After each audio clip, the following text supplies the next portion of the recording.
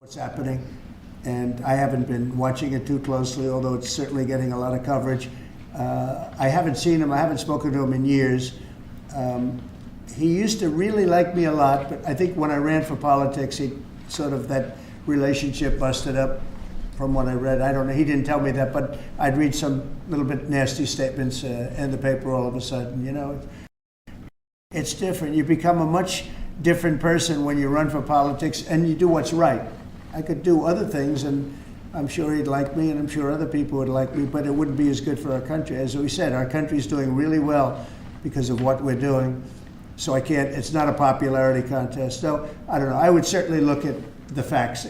If I think somebody was mistreated, whether they like me or don't like me, it wouldn't have any impact on me. Mr. President, on the Big Beautiful Bill, would you like to see the Senate build in some support for your tariffs on the Big Beautiful Bill, or should that be a standalone bill?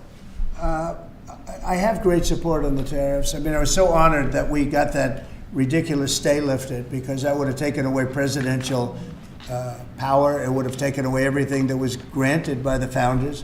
It would have been a terrible thing. And it would have, most importantly, would have left us vulnerable. We have a lot of countries that use tariffs on us and use them viciously, actually, viciously. And if we didn't have the power to use tariffs on them, and instantly, not when you go back to Congress and try and get hundreds of people to agree on something, that would take months to get just one simple proclamation. If we didn't have the power to counteract their powers, you wouldn't have a country left. We have to act fast. We have to be fast and nimble, as they say. And that was a really great moment, I think, yesterday when that stay was lifted. And hopefully now we'll go to court and just win that battle. Because if we don't have the power to do what they're doing to us, we are going to be a great nation no longer. Elon Musk was once idolized by folks on the left in this country before joining your administration. Now he's considered a hero by conservatives. Why do you think this man, what he's done in American life, has been so politicized? Does it only have to do with you? His life has been amazing. I mean, I look at so many different things. I look at that rocket being, guided back into position. I've never seen that before. I thought it was a space movie. I thought it was a movie.